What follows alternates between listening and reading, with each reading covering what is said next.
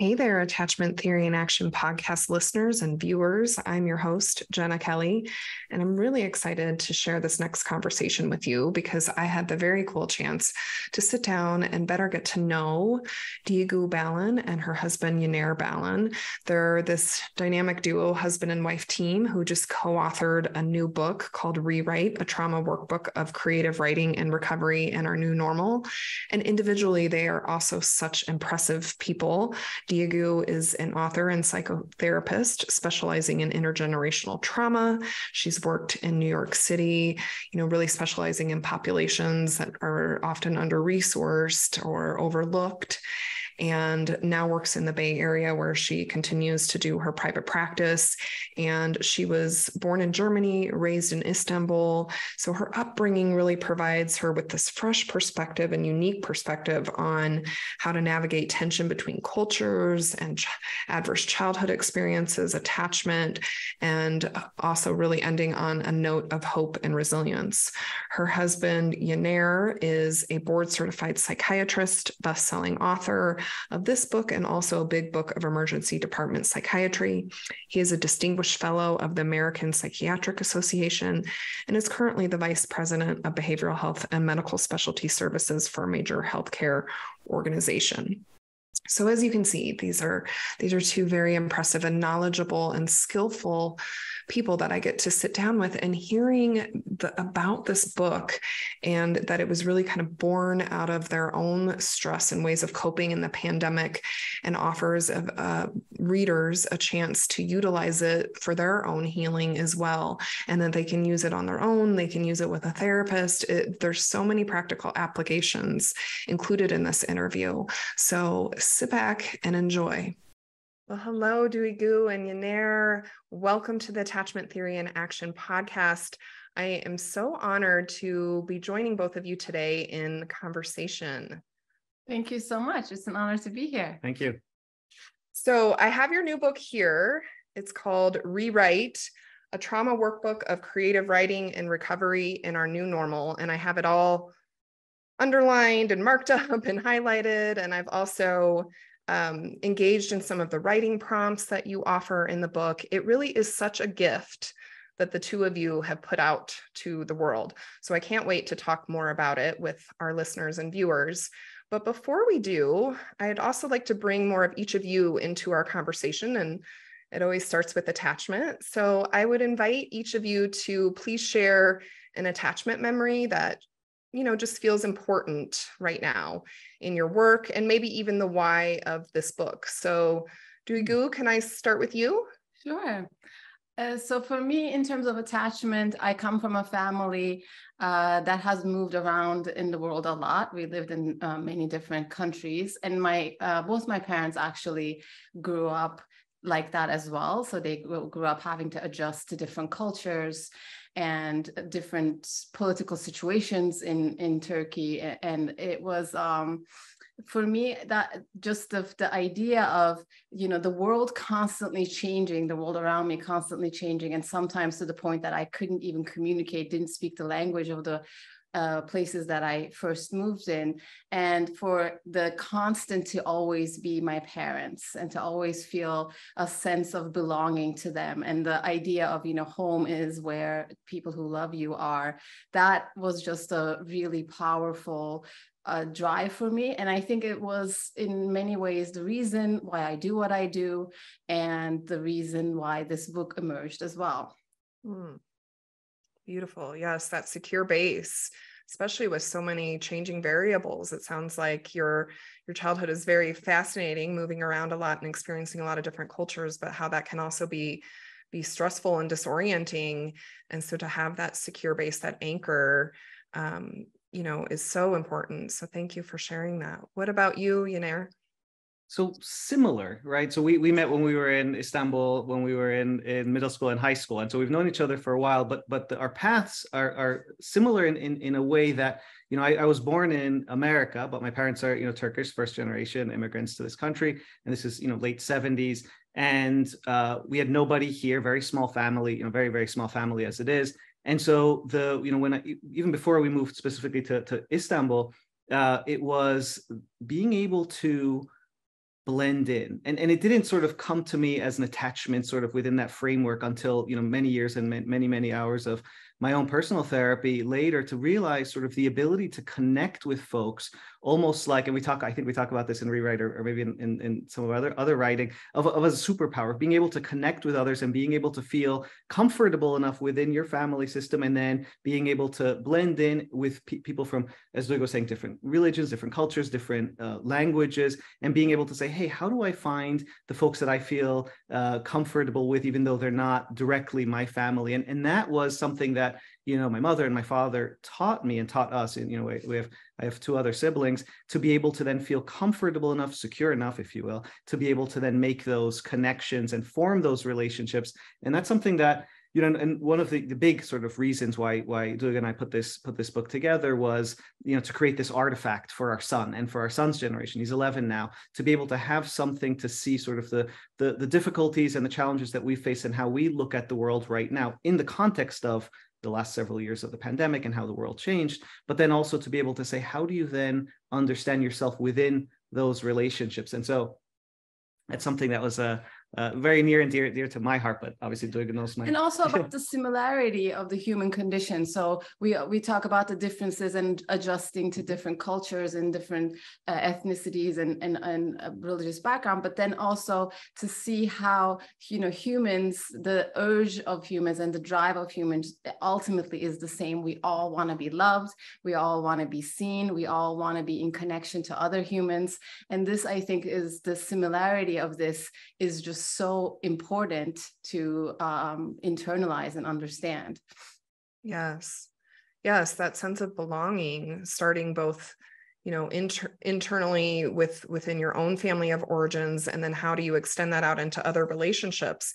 And especially since both of you did that in such interesting ways, in this kind of multicultural way, it sounds like both of you had this solid foundation that helped you do that. And we're going to talk more about this from a cultural lens too, because I love how you included that in your book. It's so much, I think, of who you are. So it's coming out now already, and also in the book.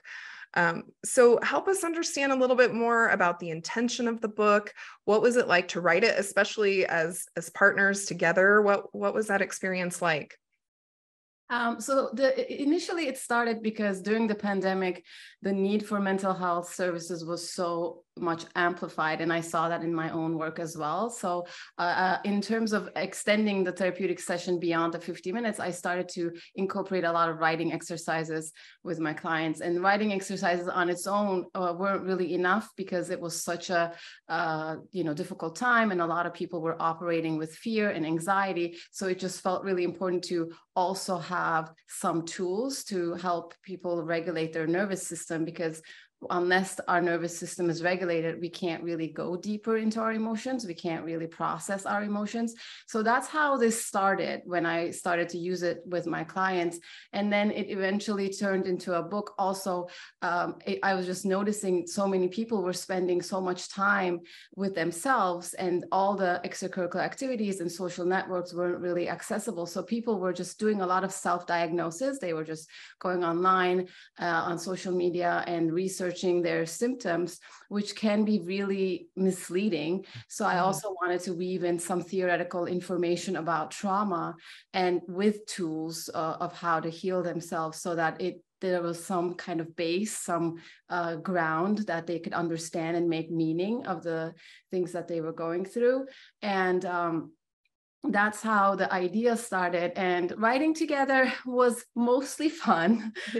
Yes. Yes. And it actually helped us, because for the pandemic was, of course, very hard for us too. As we mentioned, our families are still in Istanbul, so that the distance just all of a sudden was so much bigger, and it was also, parents are aging, so it had this helplessness feeling where, oh, if something happens, I can't go, I can't be there, I can't support my family. So it distracted us and gave us something to do that felt meaningful, and that, was hopeful, and something towards healing, that we had purpose.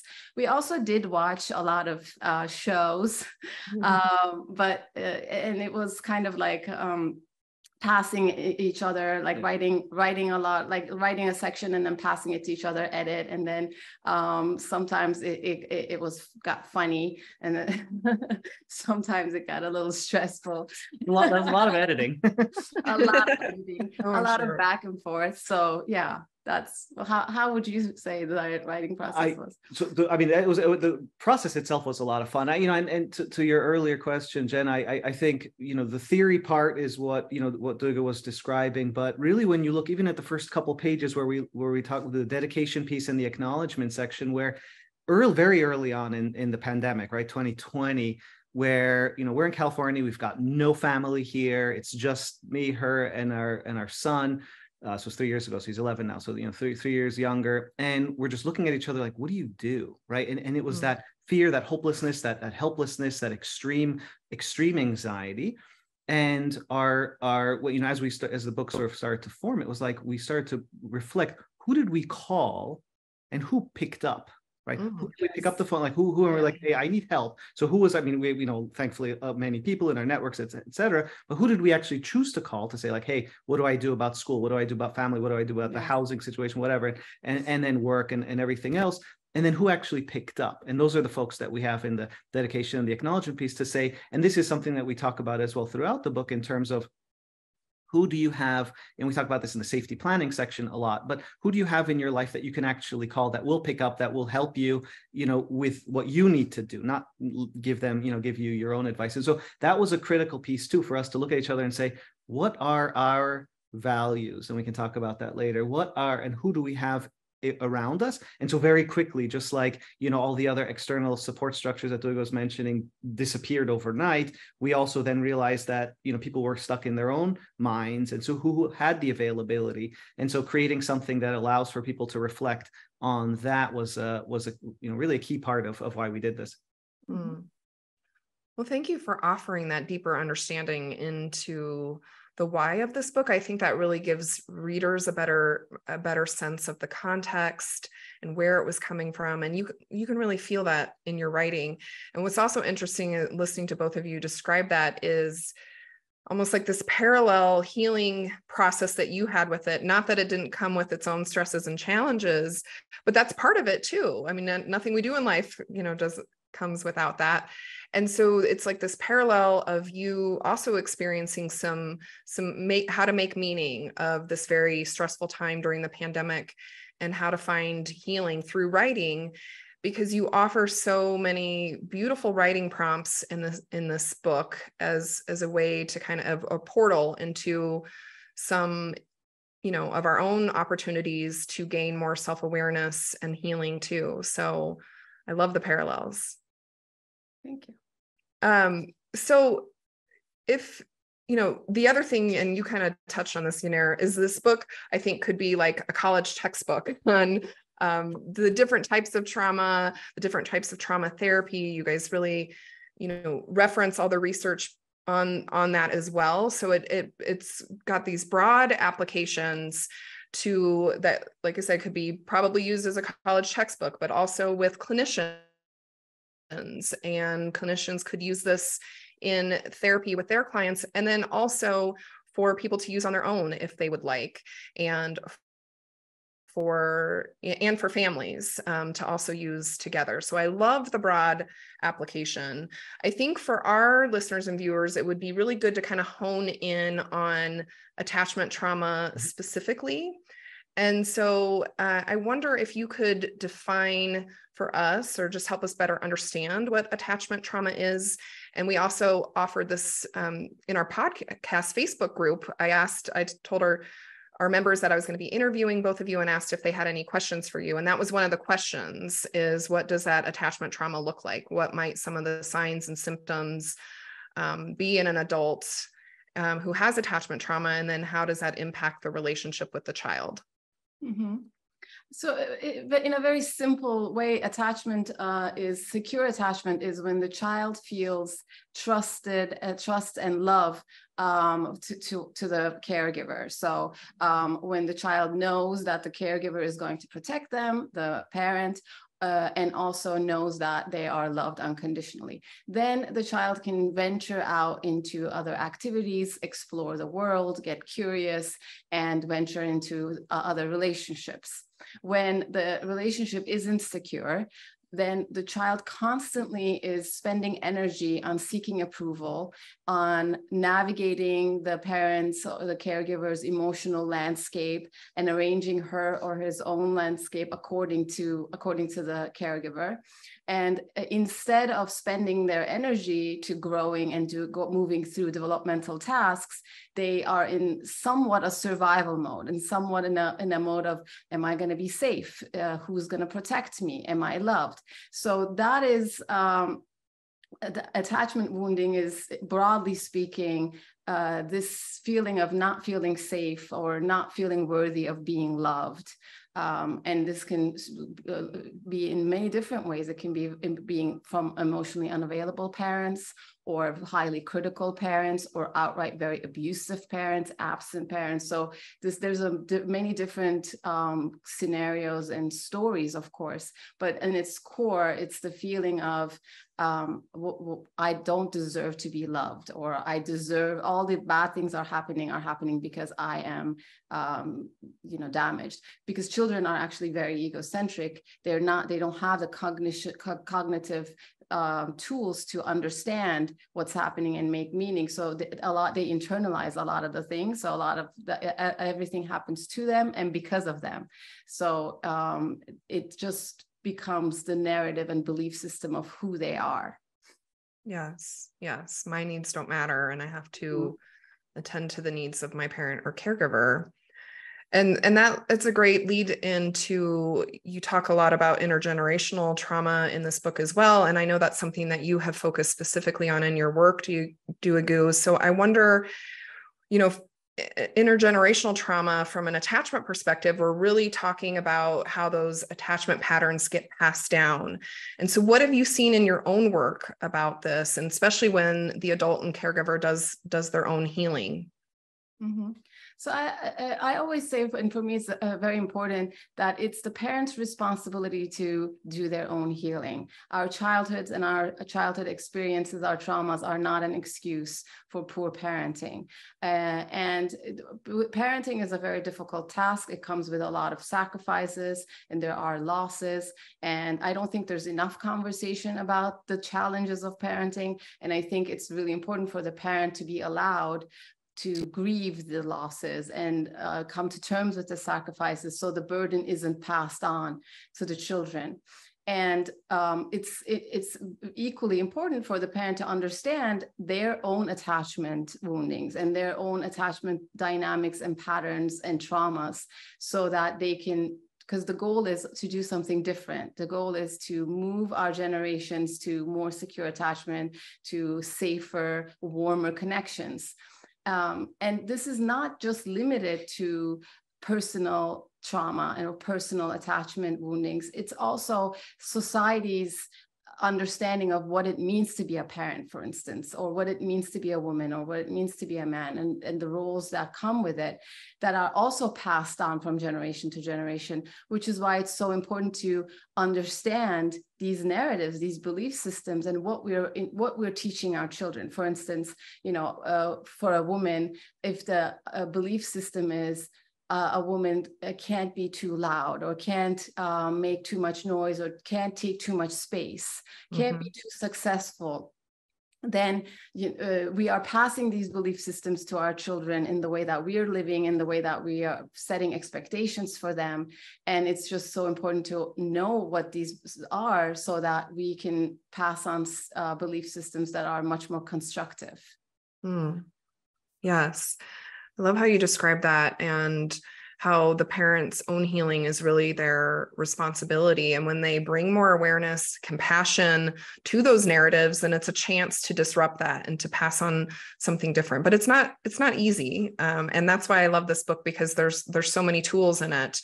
And so I think that chapter 7, there's so many great chapters, but especially for our listeners, I think they'd be really intrigued with the chapter 7, which is on family, children, and resilience. And so can you continue to elaborate on why this chapter was so important, and maybe some of the tools that you use that can strengthen that parent-child relationship and that can also be used with families? Certainly. And no, thank you so much for your detailed analysis of the book and the chapters. That was, I think, the chapter that started the work, the book itself, where, really the heart of our thesis, if you will, of looking specifically at what our values are, right? So this is the first year of the pandemic. We're thinking about what's going on in our lives, who's around us, how do we interact with one another, and what choices do we have right now? We're locked down, we can't go anywhere, we don't know what's happening. Every decision is based on fear. And we know this through our training, in med school and residency, and many years of training and taking care of patients in emergency rooms and community clinics and crisis and private practice. And so throughout sort of that range, we know not to make a decision when there's a fear mode or when there's a huge life-changing incident. So that was already ingrained in us. Don't buy a house, don't sell a house, don't get married, don't get a divorce, don't buy a car, don't do any big sort of things in a crisis mode. The problem was we didn't know, nobody knew how long this was going to last. So how long is this crisis mode going to be? And what choices do we have? What choices for escaping do we have? What choices of being present do we have? What choices of even just being with one another? I mean, thankfully we have a nice house, but it feels very small very quickly. There was a meme very big early in the beginning where she texts me. She's like, I literally can hear you blinking, right? It was just like, and I'm like in the other room, so right after a while, everyone's are so close to one another. It's like the blinking sort of interrupts. Also, we're using the whole house. Yeah. We're just using everything, and all the dining table is also a work table and a homework table, and an art table, and there's just so much. There was so much stuff, like everything, in our regular life before we all went out, we all came back. But when we're home all the time, then there's just so much constantly cleaning up and so we're looking at each other and we're thinking, okay, what do we need to establish, right? And kind of make it regimented, because that's sort of the way I deal with my own sort of needs, let's call them, anxieties. And so it's like, okay, what are our values? Like what is important for us? What's like critically important for us as me, as Yener, as the husband, the dad, and her in her roles, and then with our son. And we put together this the family crest, right? So basically what it is we have a blank one, and then we have the example that it was a real example that we actually put together, and we talk about the process. But long and short of it is it's an area where you can either draw if you're don't want to write down stuff, or if you can't write, but then also be able to think about this together, like what are your values? And so for us, we said we like board games, right? And we like love, we like humor and laughing, right? That's a big part of our lives. We like the theater, right? We're Turkish, so that's a big part of our identity. We're grateful, and we've always been practicing gratitude as just the way that we look at the world. And so slowly that crest started to come with together, right? The hard work piece, we had like a picture of a bee and the honeycomb, and the gaming piece and the bravery, we put a dragon, and it was silly sort of hand drawings with a pencil, but we have that in the book, but you can sort of do it however you want to really then have that. Then we took it, literally put it on the fridge, what we put out, and we said, okay, these are our values. This is sort of who we are as a family, right? The Balan family. And, it can be fluid, it can change, obviously, but when there's a stressor, when there's something that we're trying to think about, okay, does it match up with our values? And it might sound cheesy, but it worked. It really worked. And it took a lot of time. It took a lot of energy. And so many times we're like, this is just weird. No one's going to do it. It's just weird. It doesn't feel sort of right. But then we're thinking, going back in history, people have those shields and those family crests and all that stuff. And there's a reason, even flags of different countries, there's a reason to have that. And, we share this obviously in our book, and we encourage folks to do it in our practices and when we talk with families. And so that was one big example. And that includes many prompts as well, so that you can do it with kids, very, very young kids, as well as, anyone that's, throughout their, span of their ages. And so that was something that's fun. And I definitely encourage people to just at least look at that, or even if you don't, look at it, just think about what are your own values individually. And then when you bring that up in a conversation, it's like, yeah, I knew most of your values, but and we've been together for 20 plus years. And, and still there's stuff that like in the current context, right? And that's why we even wrote about it in our new normal, in our current context, what are our values, right? And so that's sort of the twist on the challenge. Yeah. It really sounds like it's a way to increase attachments and do something together that takes you kind of out of our prefrontal cortex and just seeing what happens when we all work on this collectively. And then we have this, it's both about the process and the product, right? It's the process together of creating, and then we have this representation of who we are as a family. So cheesy or not, I love it. So, and so can you share more with us? You kind of mentioned how you can use it with children as well. The book talks a lot about the Balan method, the 3-2-1 method. I think it would be really helpful for our listeners and viewers to also understand what that is as a practical tool. And again, how can that apply to the parenting and caregiving relationships? So as I mentioned initially, the Balan 3-2-1 method is very much because of the pandemic and the stress that was caused. And I had a hard time figuring out ways to get people actually write in a meaningful way without being under a stress kind of alarm mode. So it focuses, the first step is the focus on body and relaxation techniques, and just noticing where we have tension, like is our jaw clenched, or are we arching our backs, like these kind of, and then also focusing on breath, because when we're in alarm mode, in survival mode, we're not really breathing deeply. We only breathe deep when we're actually calm. So a way of calming our nervous system is by paying attention to our breathing. So these kind of things, and also making the experience comfortable and cozy, as many people were stuck in their homes, just choosing a place that feels welcoming and adding certain things that are soothing, whether it's a candle or some music, these kind of practices that are just going to carve out that moment and that time and space for yourself. Which, as for parents, is such an important thing to do, and such a neglected thing to do, to actually carve out, this is my time, this is my space. And that has so many benefits, but it's the easiest thing to just cut out of the day-to-day, right? The easiest thing is to cut out mom's self-care time or dad's self-care time. So that's why I wanted to make sure that was clear. And then also to have a writing prompt. And the writing prompts are just initiations. They're just, I never encourage people to feel like they have to stick to this writing prompt, because whatever needs to come out comes out through it. And if we're free associating and going off tangent and writing about something totally different, I think it's important to celebrate that. So that means that is what needed to be said in that moment. And that's my entire goal, is to just get to what needs to be expressed. And then the third piece is to kind of, because people are doing this on their own, it's important to seal the practice. So we don't want to open all our woundings and then just walk around the world open and vulnerable. We want to be able to regulate ourselves and close the practice. So this could be an affirmation, a gratitude, or something that is just going to, like a statement, maybe a poem, something that's going to say, okay, so all of this is here and I'm still paying attention to it, and it will be here when I come back, but right now I can go on with my life. And I think this is very applicable with kids. It could, instead of writing, if they're not in the age of writing, it could be drawing, or kids are very expressive when it comes to with clay or whatever your kid likes to do. It could be used we just want the emotions to come out. We just want the whatever needs to be expressed to come out, and then they could describe it and also close their practice. We can, as parents, encourage them to close their practice with an affirmation, a decision, a plan, or something they're looking forward to, or a gratitude, in the very same way that we do it for ourselves. Mm-hmm. Yes.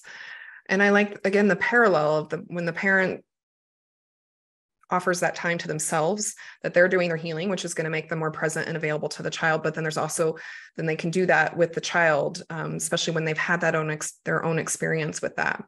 The other thing I really appreciate about the book, and as you describe it, is all the compassion that you offer for as a reminder to offer that to ourselves. Like there's not one right or wrong way to do any of these tools. It's just, let's try it and pace it out. Anything else you want to say about that piece, Duygu? The one thing that I feel important to say is, so when we're writing, what we're trying to get to is the emotional responses to the event. So it's not necessarily the event itself or what happened to the details or who said what, but it's more about how that event makes you feel and how certain things around the world triggers you and reminds you of that event. So I feel like it's important to say that sometimes the details of the events can get you to the emotions of the events. So if that really feels like you need to write that, if you really want to write exactly word for word in a difficult conversation, who said what, then do that. But I always remind people to remember that if they're focusing too much on the details of the event and the context, like the cover story, if you will, instead of the emotions, what are they not expressing? Like, what are you not writing when you're writing these very detailed description of exactly what happened? That I feel like is important to kind of coach ourselves and remember, are we getting stuck in the context or are we able to go deeper into the emotion? Mm-hmm.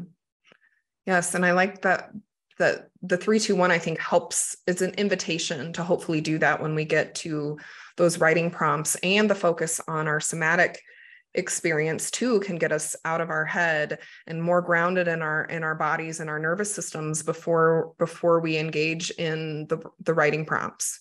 Mm-hmm. Yeah. So in that chapter, you also talk about a case. And so I think it would be lovely just to kind of bring this more into real life. And this case was called The Other Daughter.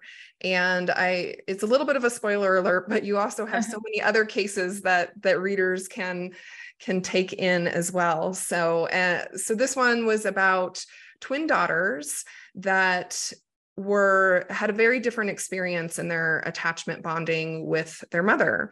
And I'm sure it's no accident that I was drawn to this case because I'm also a twin sister. And so it's like, oh, this one is very interesting. And so this mom bonds more securely and aligns more with the daughter that looks more like her. And then the other twin daughter gets, to her exclusion, where she feels more on the outside, and then goes on to develop, different coping mechanisms like overeating and overweight. And twins, I think, already experience this very high level of scrutiny in the ways that they're compared. And so to the outside world, it may look like, here's two twins, and the one who more closely bonded with mom is probably more secure in her presentation and her regulation and in her ability to form other relationships. And then the other twin, it's like, well, what's wrong with her? Why is she so different? She's overweight, or, maybe more dysregulated or difficult, maybe has more of a difficult time in developing relationships. And there's so much backstory that we don't always understand. And again, how it starts with those attachments. So can you tell us more about this case, Duygu, and especially what healing looked like? So first of all, sibling stories I always find really fascinating because it's such a complex relationship. So siblings they're not really friends, but they're the same age, and or like close in age, and they have the same position in the household, but actually it's a very complicated relationship in the sense that they might not even know each other that well, actually. So they might not, but the assumption is, again, from the society, the assumption is that siblings have to be best friends. And so that's why it makes it so hard to talk about these kind of complications that happen in siblinghood, and the difficulty of being compared to someone, and also the difference in the experience. So you might grow up in the same household, actually very commonly people who grow up in the same household have very different stories and very different memories of their childhood. It's not the same, but it's kind of like the expectation is for it to be perceived the same. So it's just so difficult and so complicated. And I think, again, it goes back into becoming curious about your own story. So with that particular case, I think the growth that I saw was certain things were repeating. Right, like there's always that feeling of being the one who wasn't preferred for that particular person. It was always, that story was always repeating at work, at partnerships.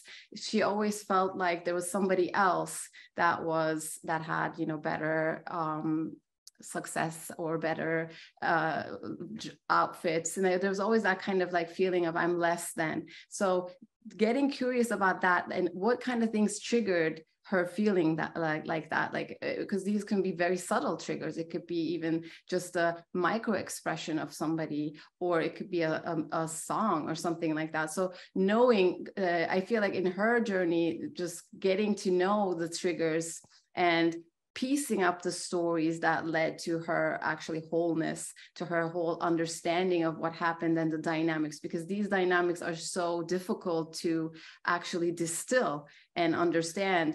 But once we do that, it's easier to absorb, and it's also important to allow for that pain, because in that moment she wasn't able to express that pain when she was living in it. It was very difficult for her to even pinpoint what was going on. And then later on, when she was able to understand the dynamics, she was able to also feel through the grief and the pain and the sadness of feeling like she was excluded. Yes. Every child in the house has a different parent, even though it's the same person, it's a different parent. And this case really illustrates that. And, you know, I love the descriptions of how she was able to gain more awareness about that experience, how that's then impacted her narrative, and how she has a chance to rewrite that. Do you have any sense of if this mom was aware of what she was doing with the twins, or was this happening at more of an unconscious level? That's a good question, actually. So I never met the mom, so it would be very hard for me to say. But in general, I think a lot of times, you know, parents don't intend to hurt their children. Like, especially like these kind of dynamics don't happen.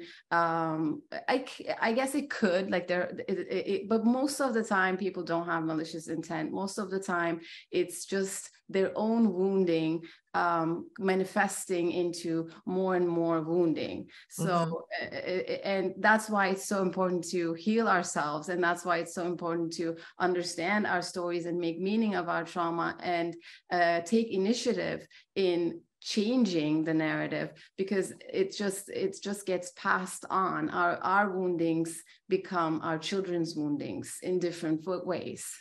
Yes, I'd agree with you. I think parents don't intend to do that consciously oftentimes, and how powerful it could have been for this mom to have had a book or a therapist, like a book like this, a therapist to help her become more aware of those patterns.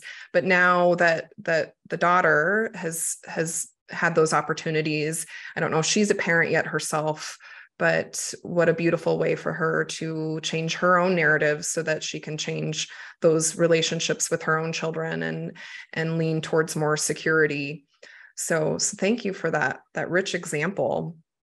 So I would like to talk more about the cultural lens too that we started with, because I really appreciate how this book invites us to explore our own family and community culture, and to think about how cultural wounds such as racism that people have experienced, how that can be a form of trauma. So, and it sounds like your own background probably is why you knew this was so important to include, but would love, and maybe Yener, to hear more from you about, you know, the cultural lens of this book and why it's so important. Sure, no, thank you. You know, we talk about very specific types of risk factors for trauma, and so working really backwards of the different groups, if you will, the different professions that are much higher risk of trauma, either at work or within their family systems, or because of the nature of who they are or how they're perceived. And so really looking at the race piece, the ethnicity piece, the gender piece, the profession itself, like folks that are first responders, physicians, firefighters, and police officers, and then looking then more specifically at things, especially within this country, of the African-American experience, the LGBTQIA plus experience, and really looking at sort of the identity within themselves, but then also how they're perceived within the community, and then also the strengths and access to care, but also access to something like your podcast or the book, or the ability to see a therapist like Duygu, and the ability to then understand what the value of that is before it comes to an acute crisis time. And even in acute crises, this was a thing that we were sharing yesterday in one of the studies that came out that Duygu was talking about, where looking at the ability to access, even in acute settings, there's a paucity of ability to care for folks in underprivileged or racial and ethnic minority communities, even within this country. And so when you look at the foundation of the lack of care, or the overlooking of certain populations and certain areas just in general, you then start to see how the communities and how the cultures then start to react to that, positive or negative. How do they then form their own sort of sub-units, their own, either chosen tribes or forced within one another because of a racial or ethnic or religious community, and then to be able to then see what are some of those strengths and what brings folks together, and what then, from the flip side to that, is then what do you then choose once you're leaving the family unit, right? So we were in Turkey and we chose to come to America. Fine. What did we bring with us from that culture? And then what do we sort of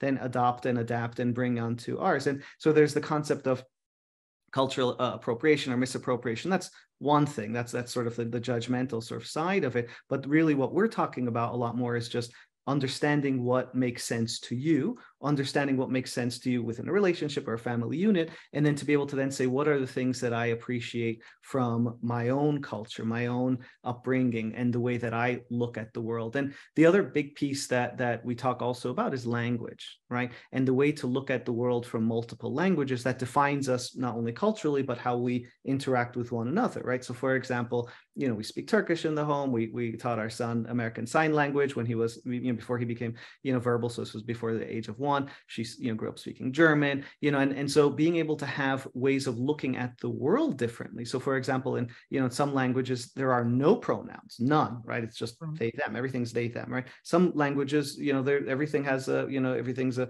male, masculine, or feminine. And so even that sort of aspect of appreciating the world, then all of a sudden, when we start having this focus in cultural identity, gender identity, and being able to look at the world in more ways that we haven't maybe thought of before, it influences how we look at it. So if you come from a language, or you speak a language that doesn't have pronouns, for you it's a non-issue. You're like, well, I don't understand sort of why this is. I mean, I understand sort of the concept, but for me, it's very easy to say they, them, because that's what we say anyway in our language. Versus when you have an institutionalized mistrust of a system, right? And really getting into sort of the darker, grittier things, especially in the history of this country, of not being able to then even look at somebody and saying, listen, I know you're here to help me, but I don't trust you, and I don't trust anything that you stand for, or the entire institutions that you stand for, specifically healthcare, specifically safety and sort of governance structures. And these are broad sort of strokes of the paintbrush that I'm giving, but really to be able to understand then the fears and sort of the consequences of what happens, not only intergenerationally, but in that given time, so that you've got a point in time where somebody has all the stuff that they were taught or modeled, and then what they're bringing to the table, either in the workplace, in a relationship, or when they're out in their community. And so for us to be able to then say, and Duygu said this earlier, the concept of like microaggressions and triggers, right? The ability to then say, what is it sort of that in my interacting with folks that makes me think about something, let's call it, right? And then why am I thinking this certain way, to then say, how does this tie into my culture, my heritage, my language, my religion, and sort of the way that I look at the world. And so those were pieces that were critical for us, especially during the pandemic, when we started putting this book together, to be able to then say, where are the things that we're very similar, as humanity and people, and Duygu mentioned the validation piece, and I love being validated. That validation is like critical, to things like love and warmth and safety and security and the other. And then where are sort of the differences, and how can we bridge that just by the nature of just who we are, how we take care of our selves, but also our patients, and the way we want to model that for our kid and our kids' generation, to say, how can you talk about really difficult conversations without, with acknowledging sort of the sensitivities, but also saying, this is really challenging, things like guilt and loss and death and sort of the inability to understand sort of the other in a way that's destigmatizing, but more importantly, something that can be familiar enough so we can say, hey, let's talk about this in a safe space, then to be able to then say, okay, what are the things that you need? Because I might think I know you, right? To your point about the other daughter or the family member, but you almost certainly don't, and you don't entirely know the other. And so this sort of, and the writing prompts and the way that we talk with folks is really to be able to appreciate that invitation and that humility into the other, the differences, be it culture and sort of other elements of the person. And so it's not easy though. Yeah, not easy at all. It's also important to remember that these cultural discourse and these traditions come from what was available then. Yeah. So any decision that we make, any belief system that we have is always from that moment that we're in and what's available and what information we have in that very moment. So it's important to remember that, humans, we evolve. So things change and move. And, as we are, growing and changing, it's important to be able to let go of certain belief systems or certain practices or traditions that don't make sense anymore, don't work anymore. So you're not really bound, you're not really bound by your culture. It should never be something that confines you to something. We always want more liberation, more freedom, more expression, and so the kind of feeling of, I can choose what things, narratives I want to keep from my culture and what needs to go and what I can replace it with from other cultures. That's why, being exposed to diversity is so important, because you might find something that works for you so much better from a different culture, and you can adapt that and make your own. Mm-hmm. Yes. Gosh, there's so much there that both of you shared. Thank you for that. So the other parts of this book are so many things that I really am grateful for, is these practices, the journaling and other invitations that you share, that it doesn't have to just be writing. It can be art, it can be psychodrama, it can be yoga, movement. These practices, when we think about it from a cultural lens of the bigger human race, are so indigenous to who we are as human beings, and ancient practices, primitive practices that we know in our DNA. And so I love the reminders of getting back into all of these practices as a way to heal. And so on that note, I would love if you could just wrap us up with telling us, what do you envision for the future, especially for relationships? One thing that I'm noticing when it comes to relationships and parenting, to kind of bring it back to attachment, is that the parenting styles are changing a lot. So before, I think in our generation, for instance, children were more seen in many cultures, seen as the extension of the parents, and they were kind of just pressured into things, or they were very set expectations of what their future would look like and things that they would have to, the path that they would have to take in life, or maybe follow the path of their parents. And now that I think is shifting, which is really important. So it's an evolution. We're growing, and we're more interested in, I think, mostly about getting to know our children. So it's more about trying to understand who this child is, and not imposing your own belief system, not imposing your own identity, but actually allowing for that child to reach their full potential and become who they are meant to be, by providing them the solid ground where they can just create their own path. That is happening more and more. I think parents are much more in tune with their children, and also emotions. So in the past, many cultures had the idea that, nobody wants to see your emotions, bottle them up, especially boys, they don't cry.